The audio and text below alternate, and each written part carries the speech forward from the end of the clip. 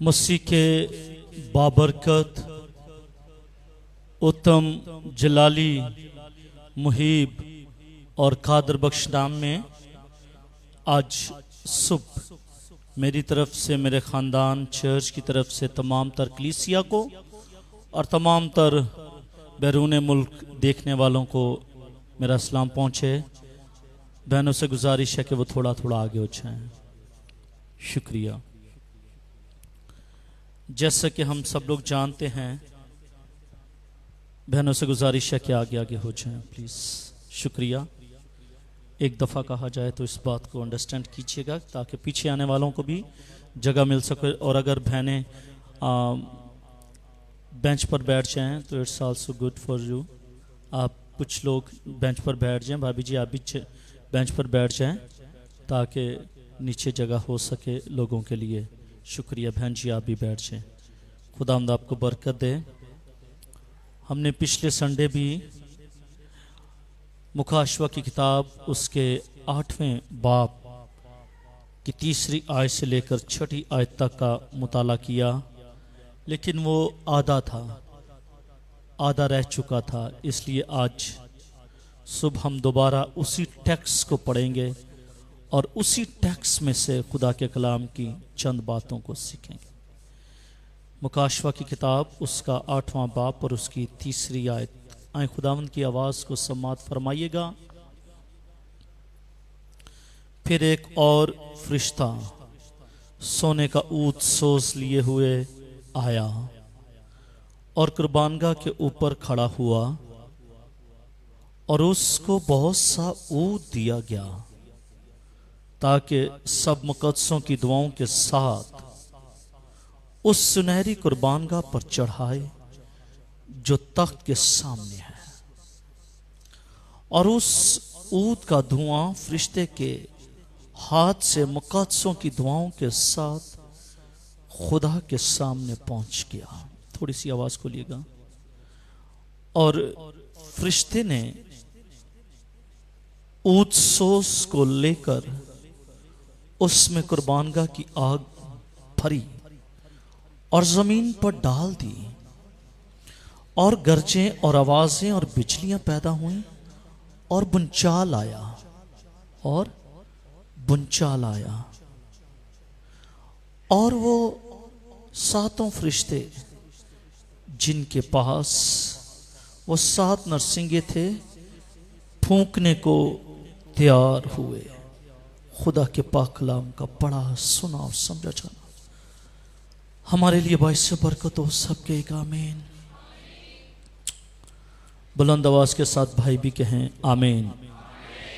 Thank you. मेरे अजीजों, यूहन्ना आसमान पर बहुत सारे मंजर उसने देखे, लेकिन अब एक और मंजर, अब एक नया सीन यूहन्ना को देखने को मिलता है कि उन 7 फरिश्तों को 7 नरसिंगे दिए गए हैं। 7 फरिश्ते खड़े हैं और उन 7 फरिश्तों को नरसिंगे दिए गए हैं, लेकिन बजाने की इजाजत नहीं है। बजाने की इजाजत नहीं है। 6ठी आयत में हमने यही पढ़ा। और वो 7 फरिश्ते जिनके पास वो 7 नरसिंगे थे फूंकने को तैयार हुए, यानी कि अभी तैयार हुए हैं। उन्होंने नरसिंगे बजाने, ट्रम्प्स बजाने शुरू नहीं किए। अभी वो तैयार हैं, लेकिन अभी उन्होंने उन नरसिंगों को फूंका नहीं है, क्योंकि उनको अभी हुक्म नहीं मिला। उन नरसिंगों को बजाने से पहले यूहन्ना एक और मंजर देखता है। इससे पहले कि वो 7 फरिश्ते जिनको 7 नरसिंगे दिए गए हैं, वो 7 नरसिंगों को बजाते फूंकते यूहन्ना को एक और मंजर दिखा दिया गया है। और उसी मंजर को आज सब हम बाइबल मुकद्दस की सच्चाइयों में देखेंगे। और यूहन्ना को दिखाया क्या गया कुर्बानगाह का मंजर दिखाया गया, मर्सी सीट का मंजर यूहन्ना को दिखाया गया। फरिश्ते एक तरफ हैं, अब एक और फरिश्ता आया है और उस फरिश्ते को देखने के साथ यूहन्ना को एक मंजर दिखाया गया है और वो मंजर है सुनहरी कुर्बानगाह। इससे पहले इसका जिक्र मुकाशवा की किताब उसके 6 बाब और उसकी 9वीं आयत में हमने इस कुर्बानगाह का जिक्र सुना था कि वो कुर्बानगाह कौन सी है। 2 कुर्बानगाह, एक पीतल की कुर्बानगाह, एक सोने की कुर्बानगाह, 2 कुर्बानगाह। और उस सोने की कुर्बानगाह के नीचे किन की रूहें? शहीदों की रूहें। और शहीद भी कौन से? कलीसिया के दौर के शहीद नहीं, बल्कि एक नया दौर जो शुरू होगा जब दूल्हा का अपनी दुल्हन को लेने से पहले एक रैप्चर होगा, जब दुल्हन उठाई जाएगी, कलीसिया में से दुल्हन को उठा लिया जाएगा, उसके बाद एक नया दौर शुरू होगा और वो नया दौर है बड़ी मुसीबत का दौर। बड़ी मुसीबत के दौर में जो शहीद होंगे उनकी रूहें जो हैं वो कुर्बानगाह के नीचे होंगी, सुनहरी कुर्बानगाह के नीचे होंगी। वो पुकारती हैं, वो कहती हैं खुदा से कि खुदा तुम्हारे खून का हिसाब कब तक ना लेगा। यूहन्ना को यही कुर्बानगाह दिखाई गई जो 6 बाब की 9वीं आयत में है, जिसका जिक्र हमें मिलता है। मूसा ने जो सोने की कुर्बानगाह बनाई वो पाक मकाम के अंदर यानी अहद के संदूक के सामने रखी गई थी। अहद का संदूक है पाक तरीन मकाम में, पाक तरीन मकाम में अहद का संदूक पड़ा हुआ है और अहद के संदूक के सामने वो कुर्बानगाह रखी गई और वो कुर्बानगाह बखूर जलाने के काम आती थी। फरिश्ते एक तरफ हैं, फरिश्ता एक तरफ है, तीसरी नजर कुर्बानगाह पर पड़ी और वो कुर्बानगाह सोने की कुर्बानगाह। और ये वही कुर्बानगाह थी जो मूसा को दिखाई गई थी और मूसा ने उसी कुर्बानगाह के ऐन मुताबिक खैमा इज्तिमा में उसी कुर्बानगाह की तामीर की और वही कुर्बानगाह का जो नमूना था वही हैकल में बनाया गया। अब बात होती है कि ये एक सोने की कुर्बानगाह है। अब इस सोने की कुर्बानगाह पर ऊद जलाया गया या बखूर जलाया गया? ऊद जलाया गया या बखूर जलाया गया? 2 बातें हैं। सुनहरी कुर्बानगाह है, 7 फरिश्ते तैयार हैं, वो नरसिंगों को लिए खड़े हैं, वो तैयार हैं कि कब ऑर्डर हो और कब हम फूंकना शुरू कर दें। इसके साथ यूहन्ना ने उस पर्सनालिटी को भी देखा जो फरिश्ता है और वो तन्हा है, वो अकेला है। दूसरा सिनेरियो उसने ये देखा और तीसरा सिनेरियो उसने सुनहरी कुर्बानगाह देख रहा है आसमान पर। और जैसे ही उसने आसमान पर यह सुनहरी कुर्बानगाह देखी तो यूहन्ना ने देखा कि एक और फरिश्ता आया और उसके हाथ में ऊद सोज जनी बखूरदान था। यह बखूरदान था, यह बखूरदान था जो यूहन्ना ने देखा कि एक और फरिश्ता आया है और उसके हाथ में ये बखूर है, ये ऊद सोज है जिसके अंदर बखूर को जलाया जाता है। ऊद सोज का लफ्ज ऊद में और बखूर में फर्क है। इन दोनों बातों में फर्क है। ऊद एक अलग चीज है, बखूर एक अलग चीज है। और कलाम मुकद्दस में हमने पढ़ा है कि फरिश्ते ने क्या देखा? फरिश्ते ने ऊद देखा कि ऊद को जलाया जा रहा है। ऊद सोस का लफ्ज मुकाशवा की किताब के अलावा अब्रानियों का खत उसके नामे बाप और उसकी चौथी आयत में यह लफ्ज आया है। फिर पुराने अहदनामे में देख लें तो पहला सलातीन उसके 7वें बाप की 50वीं आयत के अंदर इस लफ्ज को मुस्तामिल किया गया है, यही लफ्ज लगाया गया है। और वो लफ्ज क्या है? वो लफ्ज है ऊद। ऊद जहां एन से मुराद बखूर है, ऊद नहीं है। क्योंकि मेरे अजीजों, ऊद जो है वो जलाया नहीं जाता, ऊद को जलाया नहीं जाता, बखूर को जलाया जाता है। ऊद जलता नहीं है जबकि बखूर जलता है। ऊद एक खुशबूदार तेल है, ऊद एक खुशबूदार तेल है, और या फिर हम इसको इतर भी कह सकते हैं। और उस ऊद को हम अपने जिस्मों पर, अपने कपड़ों पर खुशबू देने के लिए लगाते हैं। लेकिन ऊद जो है वो जिस्मों के लिए तो है, अपने कपड़ों के लिए है, लेकिन बखूर जो है वो कपड़ों के लिए नहीं है। बखूर कपड़ों के लिए नहीं है। ये ऊद से भरा हुआ ये एक डब्बी है, इसके अंदर ऊद है, यानी कि बखूर है। और अंग्रेजी में एक ही लफ्ज मुस्तामिल है इसके लिए, जिसको बखूर कहा जाता है और उसको ऊद कहा जाता है जो अपने जिस्मों पर लगाया जाता है।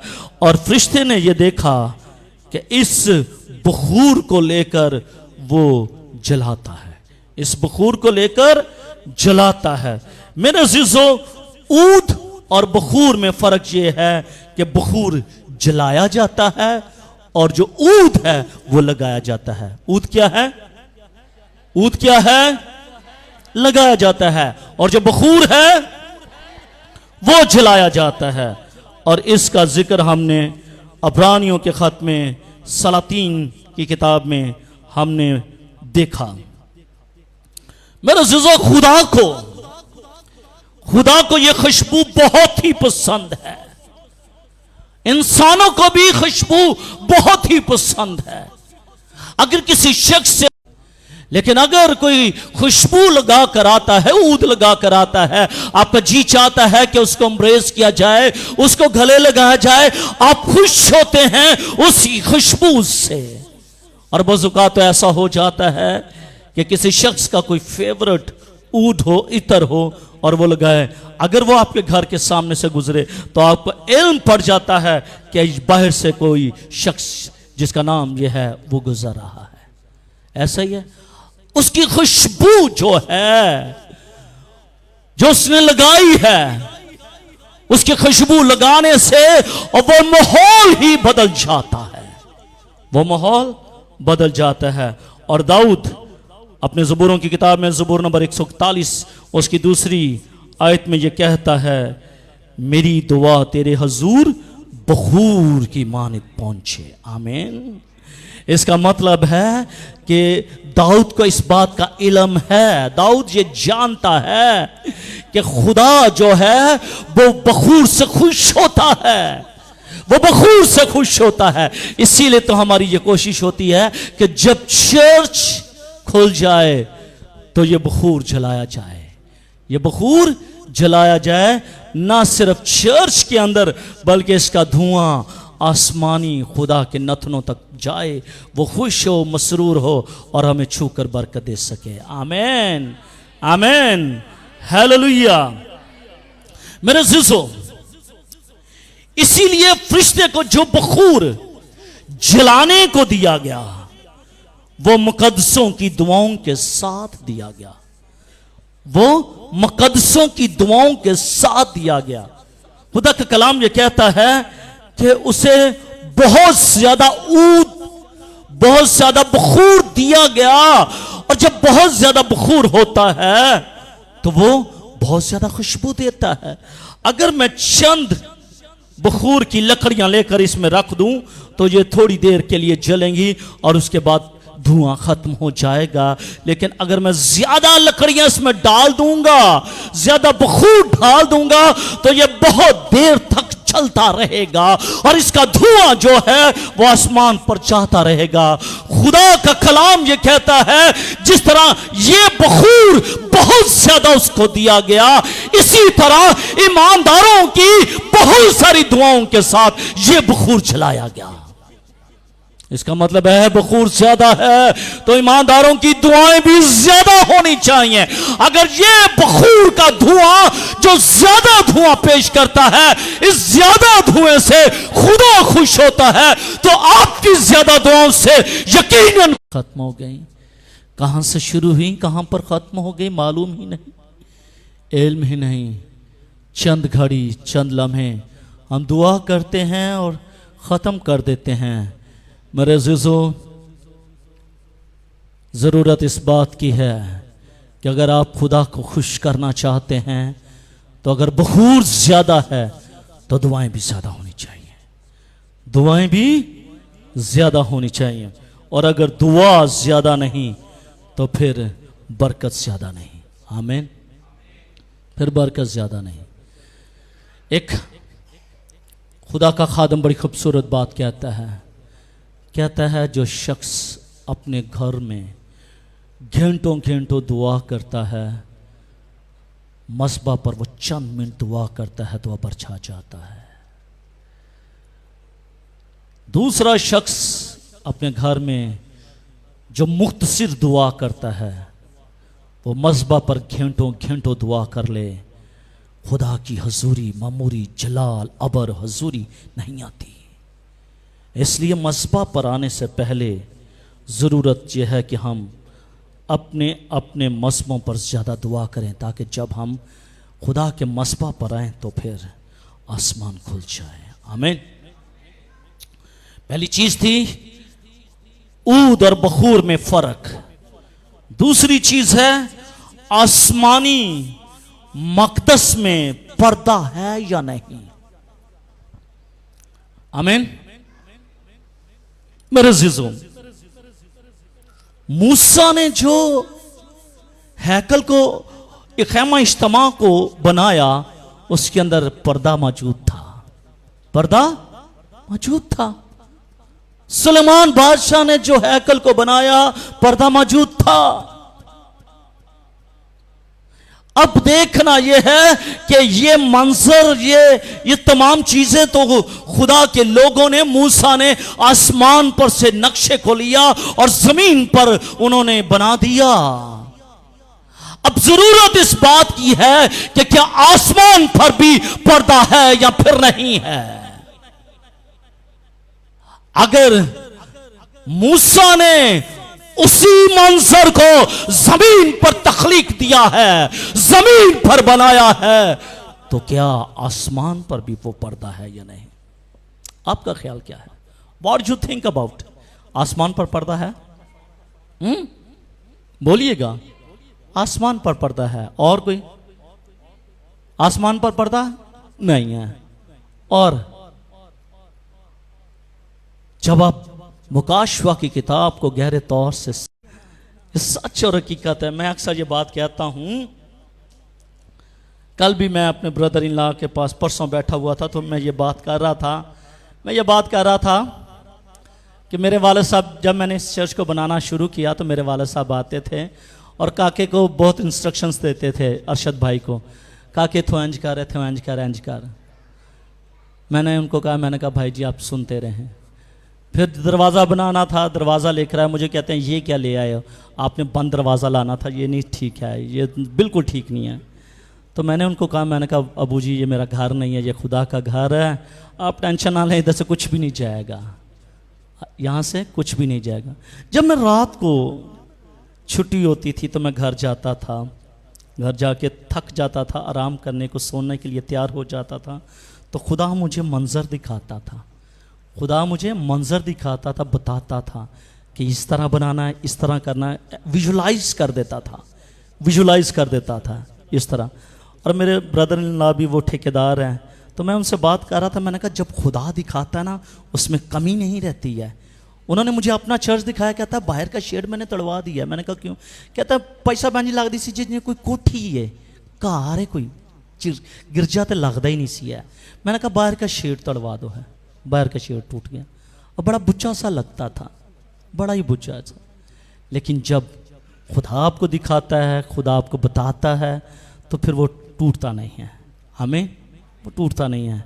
खुदा ने इससे पहले कि मूसा खैमा इज्तिमा के अंदर खुदा की हजूरी के लिए पाक मकाम, पाक तरीन मकाम और सहन बनाता, खुदा ने उसको आसमानी मंजर में दिखाया था। आसमानी मंजर में दिखाया था। आए आज बाइबल मुकद्दस में से देखते हैं कि क्या आसमान पर भी वो पर्दा है या नहीं है। आसमान पर वो पर्दा है या नहीं है। खैमा इज्तिमा में पर्दा था, पर्दा लगा हुआ था भाई जी, पर्दा लगा हुआ था। कौम बनी इसराइल तो यहां पर बैठती थी। उस पर्दे से आगे जो जाता था वो सरदार काहिन था, और सरदार काहिन आगे गुनहगार होता था, मर जाता था। गेंटियां बांधी जाती थी और रस्सा पकड़ा जाता था। बाहर रस्से पकड़ने वाले थे।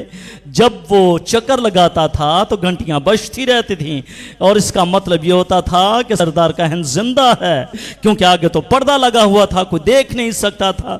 लेकिन जब वो घंटियां बंद हो जाती तो कौम बनी इसराइल को पता चल जाता अब सरदार काहिन मर चुका है। फिर वो रस्सा खींचते और उसको बाहर निकाल लेते हैं। ये था पर्दे का काम जो कौम बनी इसराइल और खुदा के दरमियान था। जो खुदा के दरमियान कौम बनी इसराइल यहां पर और खुदा यहां पर, बीच में एक पर्दा था। आमीन। अब देखते हैं कि क्या आसमान पर भी ये पर्दा है कि नहीं। आमीन, हालेलुया। मेरे अज़ीज़ों, आपने गौर किया होगा कि आसमानी मक़दस में कोई पर्दा नहीं। आसमानी मक़दस में कोई पर्दा नहीं। जिस तरह खैमा इज्तिमा और हैकल में था, इस आसमानी मक़दस में खुदा का तख्त यानी पाक तरीन मकाम किसी पर्दे के पीछे छिपा हुआ नहीं था। किसी पर्दे के पीछे छिपा हुआ नहीं, क्योंकि यीशु मसीह जो मेरा और आपका निजात दहिंदा है, जो मेरे लिए और आपके लिए वो कफारा बन गया, जिसने मेरी खातर और आपकी खातर सलीब का दुख सह लिया। यीशु मसीह की सलीब पर अपनी जान का कफारा देना, अपनी जान का नजराना पेश करना, इस दरमियानी पर्दे को हटा देना था। क्योंकि खुदा का कलाम ये कहता है, मत्ती की इंजील उसके 27वें बाब और उसकी 51वीं आयत में ये दर्ज है, तो मक़दस का पर्दा ऊपर से नीचे तक फट गया, नीचे से ऊपर तक नहीं फटा। कलाम ये कहता है ऊपर से नीचे को फट गया, ऊपर से नीचे को फट गया। इसका मतलब यह है कि अगर ऊपर से फटा है तो यह इलाही है, अगर नीचे से ऊपर को फटता तो यह इंसानी है। इसका मतलब है कि यीशु मसीह ने जो सलीब पर जान दी और जान देने के बाद हम देखते हैं कि मक़दस का पर्दा ऊपर से नीचे को फटा है। इसका मतलब है ये इलाही काम हुआ है, ये इलाही काम हुआ है। और मेरे अज़ीज़ों, अब इंसानों के लिए खुदा की राह में कोई रुकावट नहीं है। अब आपके लिए, मेरे लिए आसमानी मकामों में कोई रुकावट नहीं है, क्योंकि पर्दा है ही नहीं, क्योंकि पर्दा ऊपर से नीचे तक फट चुका है, फट चुका है। अब नहीं, अब वी आर फ्री, हम आजाद हैं और बहसीयत आजाद होने हुए यह बयान करना जरूरी है कि सब मुकद्दसों से मुदाद, मुकद्दसों की बात हो रही है और सब मुकद्दसों से मुराद कलीसिया के मुकद्दसी नहीं, बल्कि बड़ी मुसीबत के जो लोग होंगे वो मुकद्दसीन होंगे।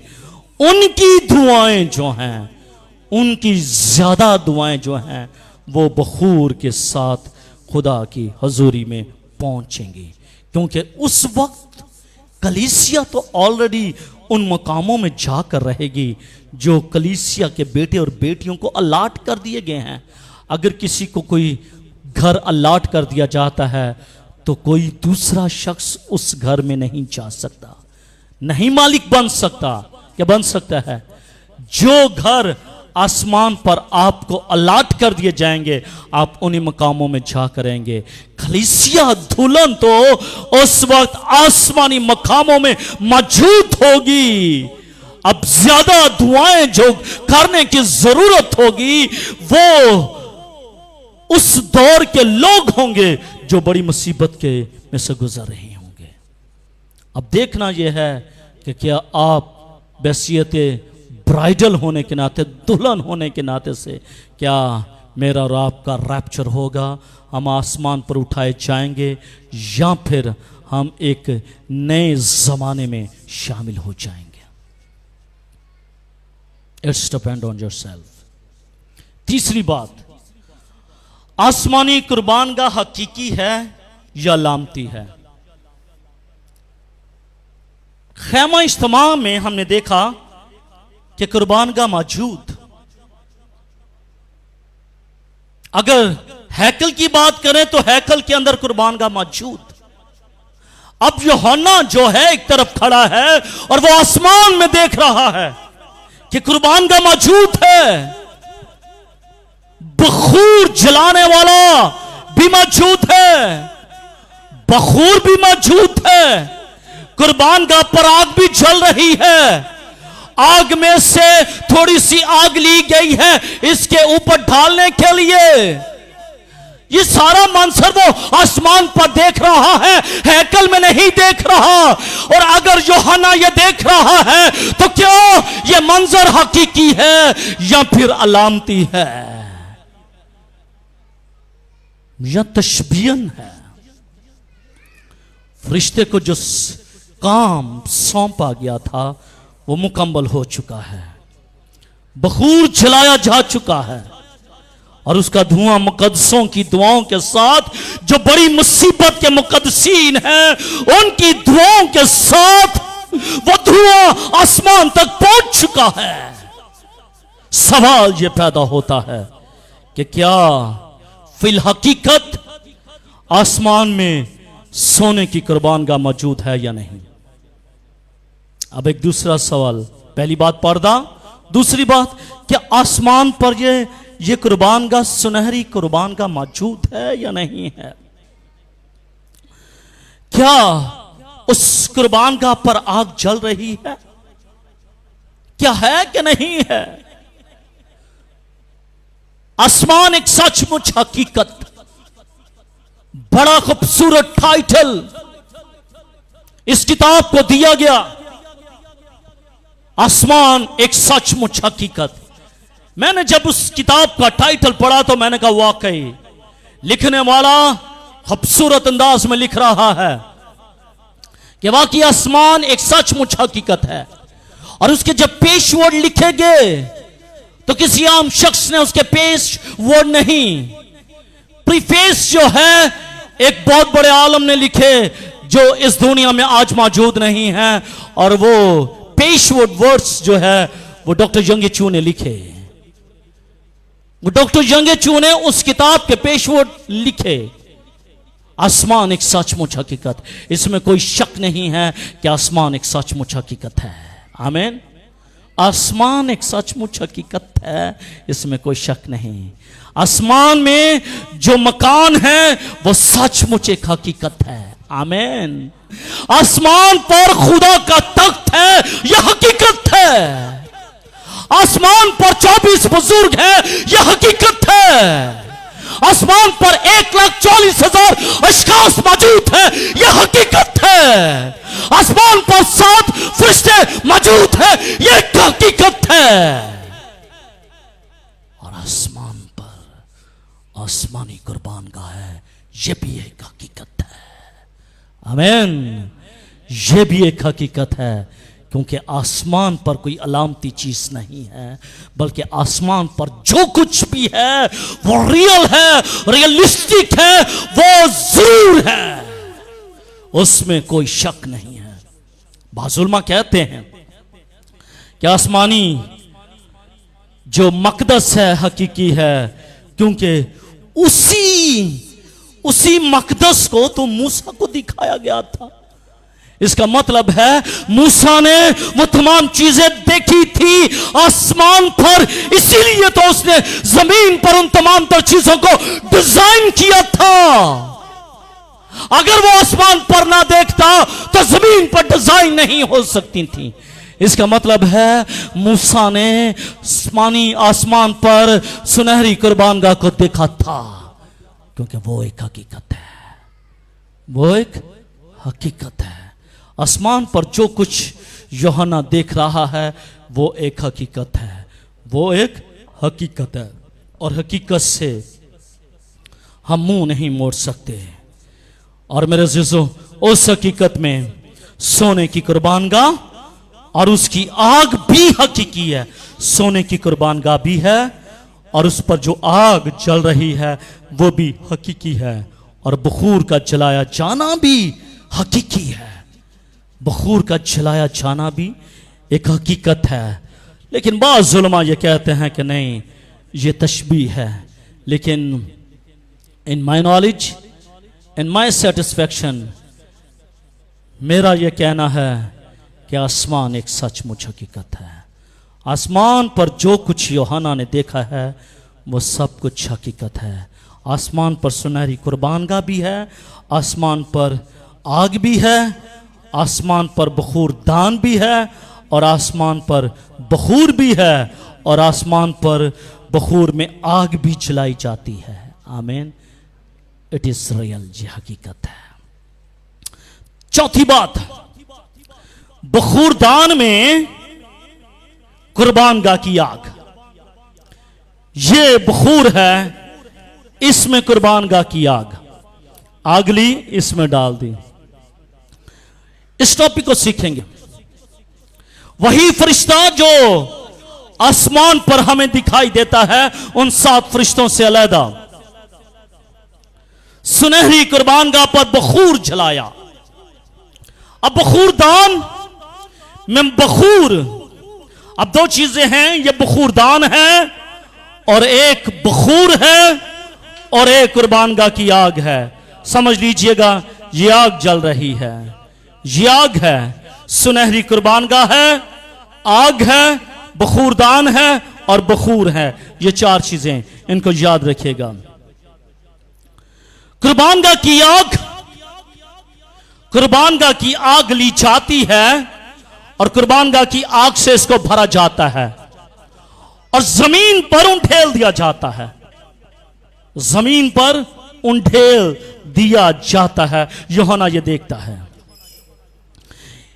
और जब ये उंडेला जाता है, आग ली है, आग डाली है और उंडेल दी है।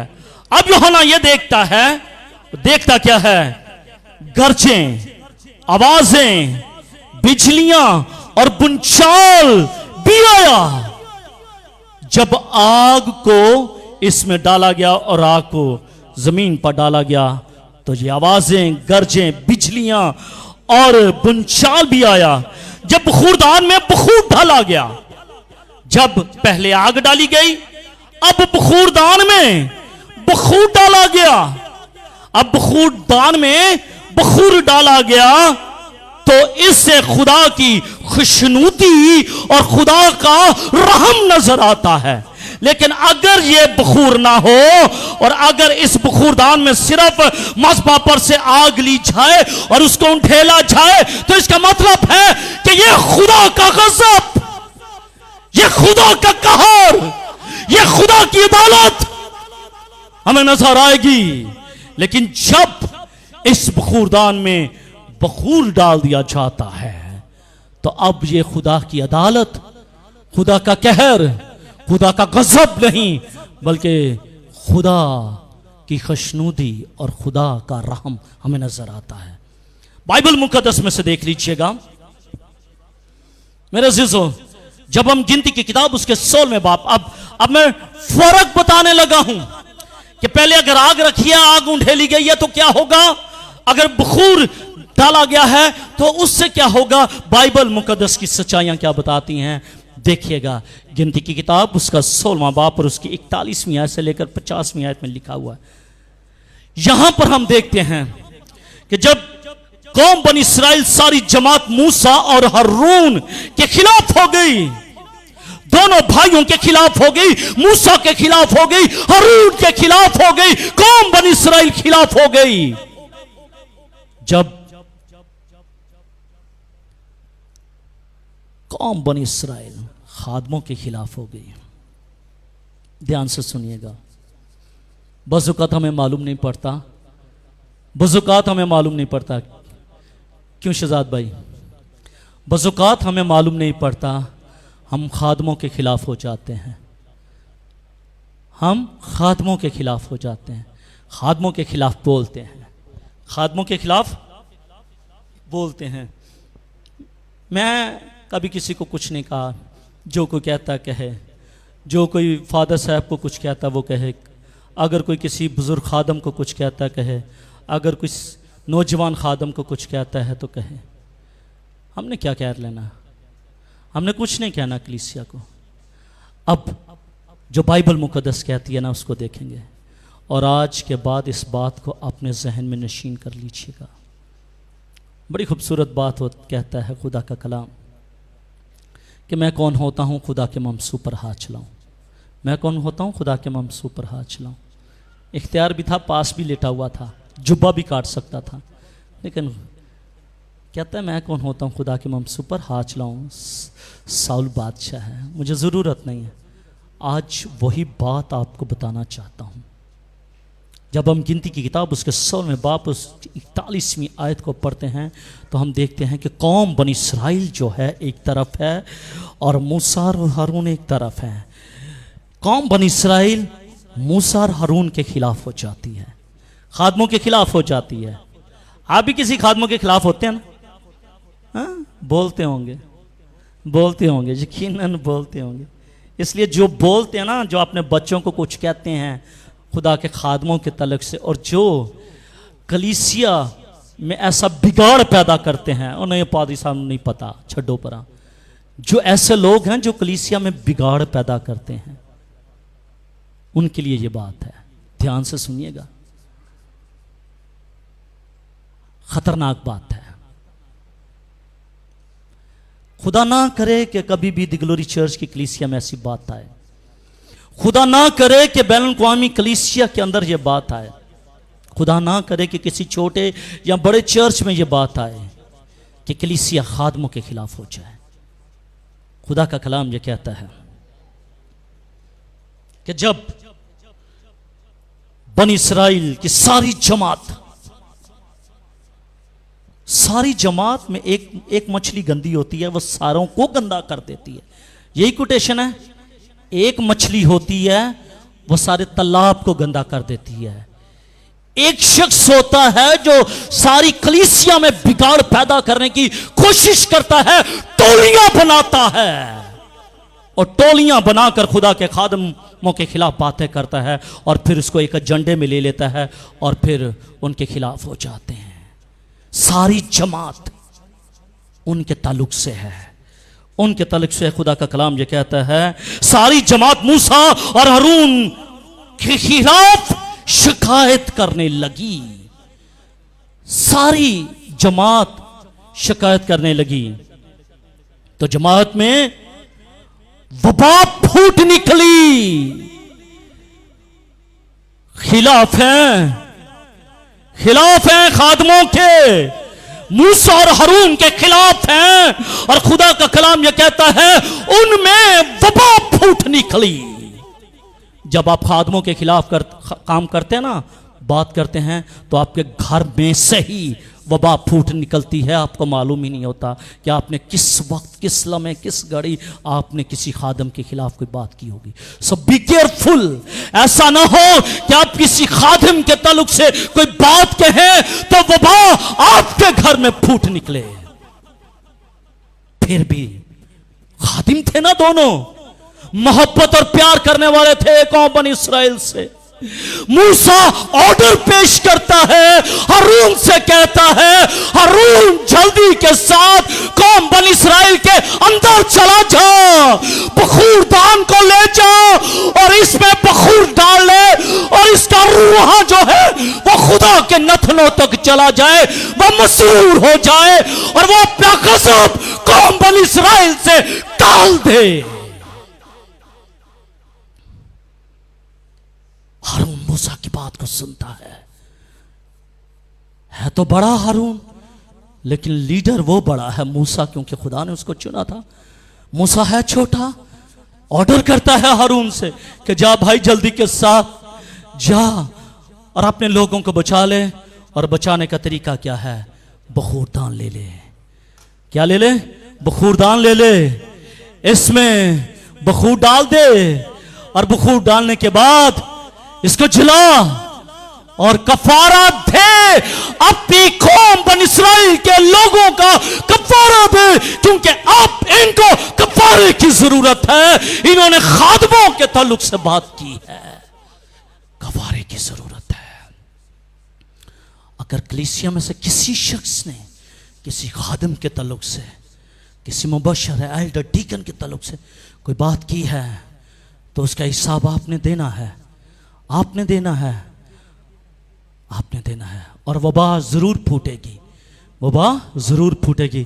फिर आपको चाहिए कोई कफारा देने वाला, आपको चाहिए कोई कफारा देने वाला। कफारा होगा, आपकी जिंदगी बच जाएगी। अगर कफारा ना दिया तो फिर समझ लीजिएगा कि आपकी जिंदगी खत्म हो गई।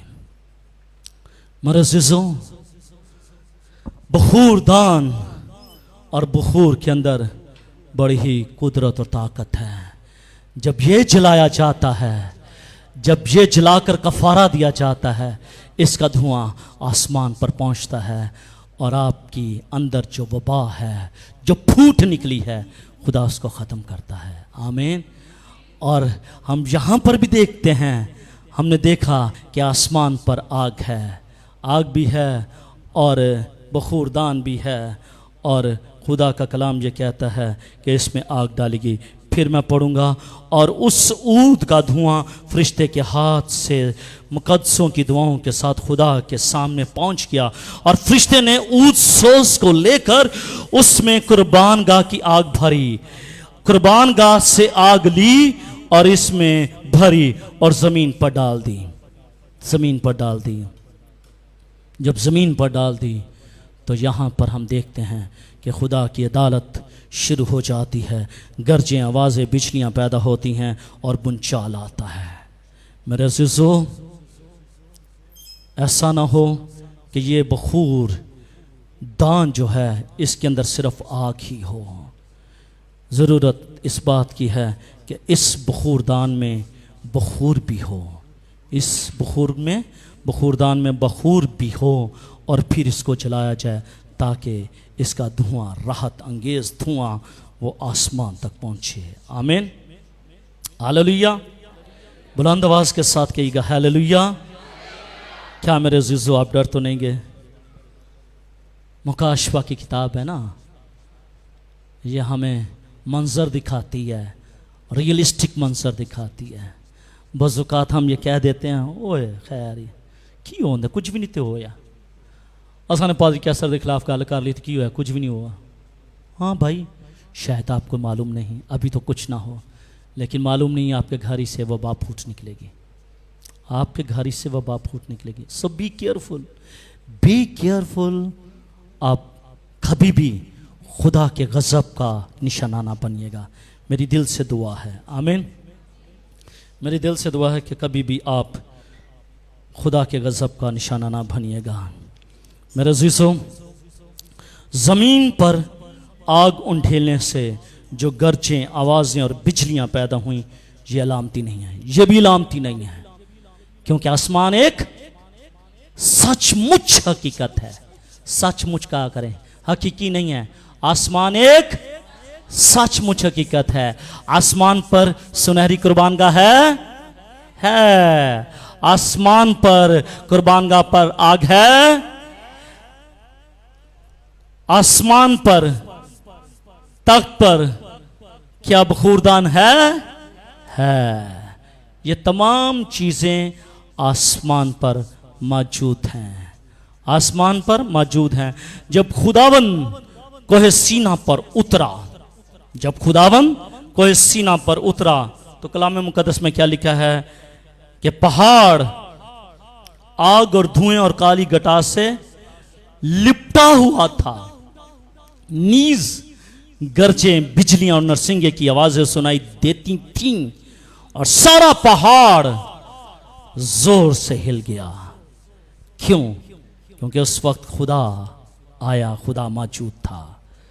मेरे अज़ीज़ों, सब कुछ हकीकी था और बनी इस्राएल ने अपनी आंखों से देखा। अब खुदा तमाम दुनिया को वही मंजर दोबारा फिर से दिखा रहा है। बाइबल मुकद्दस की सच्चाइयों में से, मुकाशवा की किताब में से बुनचाल आएंगे। कितने बुनचाल हैं आपको मालूम है? बाइबल मुकद्दस में 5 बड़े बुनचाल हैं। कितने बुनचाल हैं? 5 बड़े बुनचाल आएंगे। बाइबल मुकद्दस में लिखा हुआ है। मुकाशवा की किताब में 5 बड़े बुनचालों का जिक्र है। 6 बाब की 12वीं आयत, 8वें बाब की 5वीं आयत, 11वें बाब की 13वीं, 19वें बाब की 16वीं, 18वीं आयत के अंदर, जिनमें से पहला, तीसरा और 5वां बहुत ही बड़े होंगे। ये 3 बुनचाल बहुत ही बड़े होंगे। ये सब बुनचाल हकीकी हैं, असली हैं और फर्जी नहीं हैं, यकीनी तौर पर हैं, तशबीह नहीं है, प्रोनिफिकेशन नहीं है, बल्कि हकीकत पर मबनी ये बुनचाल हैं। और खुदावन मसीह की आमद सानी से के वक्त ये आएंगे, ये बुनचाल आएंगे, क्योंकि खुदावन यीशु मसीह ने कहा, यहाँ पत्थर पर पत्थर बाकी ना रहेगा जो गिराया ना जाए, जो गिराया ना जाए। ज़करिया की किताब उसके 14वें बाब पर उसकी 5वीं आयत में, जिससे जैतून का पहाड़ फटकर 2 टुकड़े भी हो जाएगा। जैतून का पहाड़ भी फटेगा और ये बड़ा बुनचाल होगा। और वो बड़ा बुनचाल का जिक्र हम बाइबल मुकद्दस में ज़करिया किताब में देखते हैं। ये बुनचाल आने वाले हैं। इससे पहले कि मेरे अज़ीज़ों ये बुनचाल आए आसमानी मकामों में चले जाएं। आमीन। जहां रोना ना होगा, जहां भूख और प्यास, मातम ना होगा, आहो नाला ना होगा, सिर्फ बरे की सताइश होगी, बरे की सताइश होगी। आपके पास उम्मीद है। आपको लाट कर दिए गए हैं मकान। अब उन मकामों में कोई नहीं रह सकता सिवाय आपके। लेकिन क्या आपका उस लिस्ट में नाम है जो अलाट होने वाली है? उस लिस्ट में नाम अगर दर्ज है तो वो आसमानी मकामों में आपको मकान अलाट कर दिए जाएंगे, और अगर लिस्ट में नाम नहीं है तो मकान नहीं मिलेंगे। आज जरूरत इस बात की है कि हम उस लिस्ट में आ जाएं। जरूरत इस बात की है कि हम उस लिस्ट में आ जाएं। दुनिया के काम खत्म नहीं होंगे, दुनिया के काम कभी खत्म नहीं होंगे। ये दुनिया के काम चलते रहेंगे। आप बीमार भी होंगे, फिर होंगे। मुझे 2 दिन से फीवर है, मैं 2 दिन से ऑन बेड हूँ। मैंने खुदाम को कहा, मैंने कहा खुदावन तू जोर देने वाला है। खुदावन दे रहा है, खुदा की खिदमत कर रहे हैं। मत सोचिए कि अगर आपको फीवर है, आपके पास जोर नहीं तो आपने चर्च नहीं जाना। आपको खुदा जोर देगा। आप पहले ज़हनी तौर पर तैयार हो जाएं कि मैंने खुदा की इबादत करनी है, ताकि मेरा उस लिस्ट में नाम आ जाए। और उस लिस्ट में नाम तभी आएगा जब आप खुदा के घर में आएंगे। ये नहीं कि आप अपनी जॉब पर चले जाएं तो आप ये कहें कि मेरा उस लिस्ट में नाम आएगा। It's not possible. अगर आप घर में बैठे रहें तो आप ये कहेंगे कि मेरा उस लिस्ट में नाम आ जाए। It's not possible. It's not possible, it's not possible. आखिर में एक छोटी सी बात करके ख़त्म करना चाहता हूँ। एज़ टीवी वालों ने एक प्रोग्राम करवाया, लास्ट 1 महीना 2 महीने शायद हो गए। मेरे रोंडो साहब आए हुए थे, पादरी अनवर फजल साहब ने वो प्रोग्राम करवाया, जिसमें उन्होंने कहा कि हम नाम जो टोकन है वो हम डालेंगे और बाइक्स थी वो भी निकलेंगी है। अब यहाँ सच बता रहा हूँ, मैंने अपने दोस्त को कहा, मैंने कहा भाई जी मेरा भी नाम लिखवा दीजिएगा, चले मैं भी खुदा के खादिम से खुदा का कलाम सुनूं। कहते हैं ठीक है। तो कहते हैं भाई साहब एक बात है, मैं नाम तो लिखवा दूंगा, टोकन भी डल जाएगा, लेकिन अगर आप वहाँ पर मौजूद ना हुए, अगर टोकन निकल आया, आपका नाम आ गया, मत सोचिएगा कि आपको वो मोटर बाइक मिलेगी। इसका मतलब है लिस्ट में नाम होना और मौजूदगी दोनों ही अहम है। लिस्ट में नाम होना और मौजूदगी दोनों ही अहम है। अगर लिस्ट में नाम आ जाए तो डॉक्टर कॉल करे कि भाई जी ये शख्स है, कॉल करें इनको ऑपरेशन के लिए। लिस्ट में नाम है, लेकिन अगर बंदा ही वहाँ पर मौजूद नहीं है तो ऑपरेशन होगा? नहीं होगा ना भाई जी। इसका मतलब है लिस्ट में नाम और आपकी मौजूदगी दोनों ही अहम है। इसलिए मेरे अज़ीज़ों, अगर आप चाहते हैं कि आपको वो मकान अलाट किए जाएँ, तो इसके लिए उस लिस्ट में आने की ज़रूरत है, और ना सिर्फ लिस्ट में आने की ज़रूरत है, मौजूदगी का भी होना ज़रूरी है। आमीन। खुदा मुझे और आपको ये फजल बख्शे कि हम खुदा की हजूरी में हर संडे, हर इतवार खुदा की इबादत के लिए आए, अपनी हाजिरी लगवाएं। ऐ खुदा देख मैं मौजूद हूं, अगर तू अभी कलीसिया का रप्चर करना चाहता है तो मैं तैयार हूं। खुदा मुझे और आपको इस कलाम के वसीले से बड़ी बरकत दे। आमीन। आए मेरे अज़ीज़ों, अपनी आंखों को बंद कीजिएगा, अपने सरों को झुकाइएगा, हम दुआ मांगे। Hallelujah, hallelujah, we glory to God, we glory to God, hallelujah. आसमानी खुदावंद, हम यीशु के नाम के वसीले से आज सुबह तेरी हजूरी में आते और तेरी शुक्रगुजारी करते हैं कि हमने इस बात को सीखा है कि आसमान पर जो कुछ भी है, जो कुछ फरिश्ते ने देखा है, वो हकीकी है, वो लामती नहीं है, वो आरसी नहीं है, बल्कि हकीकी है। खुदा बस खुदा हमें भी ये फजल बख्श दे कि हम इन हकीकतों का सामना करें, और खुदावंद हमें फजल दे कि हम उस लिस्ट में आ जाएं, ताकि खुदावंद